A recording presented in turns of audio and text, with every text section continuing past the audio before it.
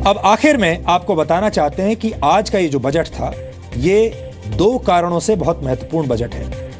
पहली बात यह है कि ये बजट नोटबंदी के 85 दिन के बाद आया है। आप सब जानते हैं कि नोटबंदी कितना बड़ा कदम था हमारे देश में और कितना शोर मचा था नोटबंदी के बाद। नोटबंदी का फैसला सुनाते हुए प्रधानमंत्री मोदी ने उस समय यह वादा किया था कि 50 दिन के बाद वो देश को कोई बहुत बड़ा नतीजा देंगे, रिजल्ट्स देंगे, लेकिन असल में वैसा कोई नतीजा सामने आया नहीं। दूसरी बड़ी बात यह है कि यह बजट 5 राज्यों के चुनाव से ठीक 3 दिन पहले आया है।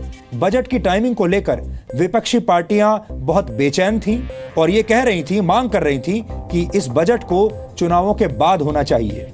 उन्हें यह आशंका थी कि सरकार इस बजट में कोई बड़ी घोषणा कर सकती है, कोई लोकप्रिय घोषणा कर सकती है जिससे बीजेपी को चुनावों में फायदा हो सकता है। लेकिन ऐसा भी कुछ नहीं हुआ और इससे विपक्षी दलों की सांस में सांस जरूर आई होगी। उनकी चुनावी चिंताएं कुछ कम जरूर हुई होंगी। लेकिन एटीएम के बाहर खड़ी जनता को इससे निराशा भी हुई होगी, क्योंकि लोगों को ऐसा लग रहा था, लोगों की उम्मीदें बहुत बढ़ गई थी। लोगों को लग रहा था कि सरकार उन्हें बिना कुछ किए ही, बिना कोई काम किए ही कोई बड़ा फायदा पहुंचा देगी। और हमारे देश में बड़े फायदे का मतलब होता है मुफ्त का पैसा।